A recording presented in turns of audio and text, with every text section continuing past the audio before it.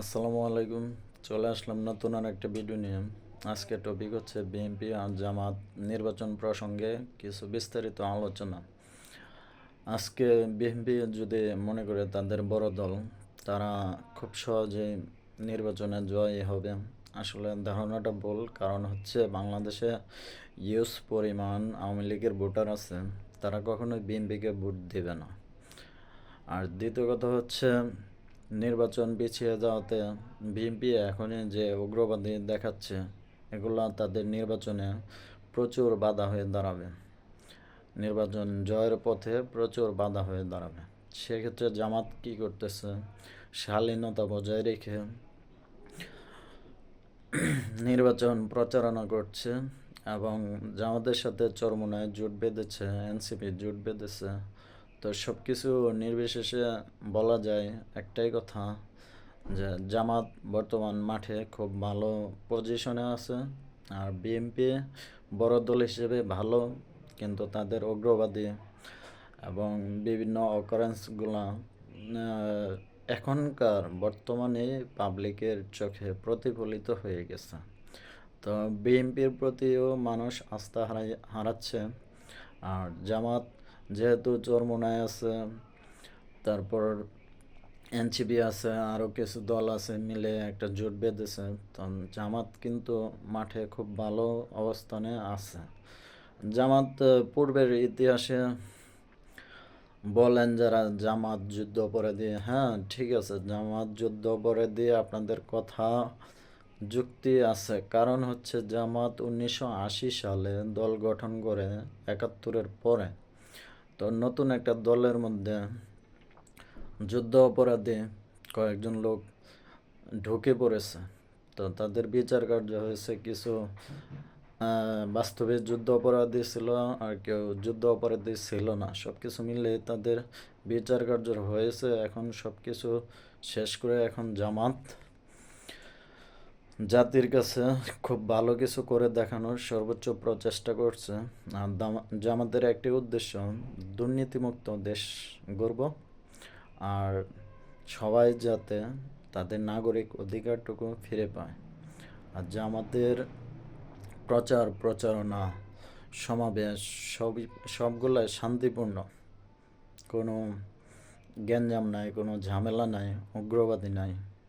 তো সব কিছু মিলিয়ে জামাতের পজিশন মাঠে খুবই ভালো। আর বিএনপিকে যদি এগিয়ে যেতে হয়, তাহলে বিএনপি উগ্রতা এগুলা দূর করতে হবে। আর দিন শেষে বাংলাদেশের মানুষ এখন যেটা চায়, যে দুর্নীতিমুক্ত, ঝামেলামুক্ত দেশ, যেখানে দুর্নীতি নাই, সবাই সবার অধিকার আদায় করতে পারে। এটা কিন্তু এখন বাংলার মানুষ মানে প্রতিনিয়তই ফিল করতেছে যে এটা আমার দেশের জন্য খুবই দরকার, প্রয়োজন। তো সেক্ষেত্রে যদি বিএনপিকে পূর্বেও ক্ষমতায় দেখেছে, এখন ক্ষমতায় আসার আগেও তাদেরকে দেখতেছে। তো এগুলা বিএনপির প্রতি প্রচুর ইফেক্ট তৈরি করবে। তো আশা করছি জামাত ভালো কিছু করবে। আর জামাত আসুক, বিএনপি আসুক, মূলত কথা হচ্ছে দিন শেষে একটাই, দুর্নীতিমুক্ত বাংলাদেশ গড়তে হবে। তো দুর্নীতিমুক্ত বাংলাদেশ গড়তে যাদের প্রতি আস্থা রাখবেন, অবশ্যই তাকে ভোট দেবেন। আমি এখানে বলবো না যে জামাতকে ভোট দিলে যে ইসলামের পক্ষে ভোট দেওয়া হয়, এগুলো আমি কোনো সময় বলবো না। কারণ একটা রাজনীতির বিষয় আলাদা, ইসলাম আলাদা।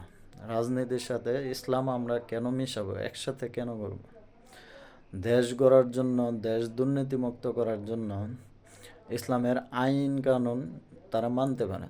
তাই বলে ইসলামী দল, ইসলাম এগুলা বলে হ্যাঁ কোনো লাভ নেই। কারণ দিন শেষে মানুষের উন্নয়ন, জনগণের উন্নয়ন, দেশের উন্নয়ন, সব কিছু, নাগরিক অধিকার সব কিছু নিশ্চিত করাই মূল লক্ষ্য। আর সেটা একমাত্র সম্ভব দুর্নীতিমুক্ত থাকলে দেশ, সেটাই একমাত্রভাবে সম্ভব হবে যে দেশকে এগিয়ে নিয়ে যাওয়ার জন্য। এখন আপনাদের ইচ্ছা, আস্থা যার প্রতি আছে অবশ্যই তাকে ভোট দিবেন আপনারা। আর এটাই আমার আপনাদের প্রতি অনুরোধ। এবার ভোট দেখে শুনে বুঝে না, অনেক চিন্তা ভাবনা করে দেশের যেন ভালো কিছু হয় সেটাই আপনারা বিবেচনা করে ভোট দেবেন। ইনশাল্লাহ বাংলাদেশ এগিয়ে যাবে, ভালো কিছু হবে। আর আপনারা ভোট দিয়ে বাংলাদেশকে এগিয়ে নিয়ে যাওয়ার জন্য সঠিক নেতা নির্বাচিত করবেন, এটাই দেশের কাছে আমার বিনীত অনুরোধ। ভালো থাকবেন সবাই। আসসালামু আলাইকুম। আল্লাহ হাফেজ। বাংলাদেশ জিন্দাবাদ।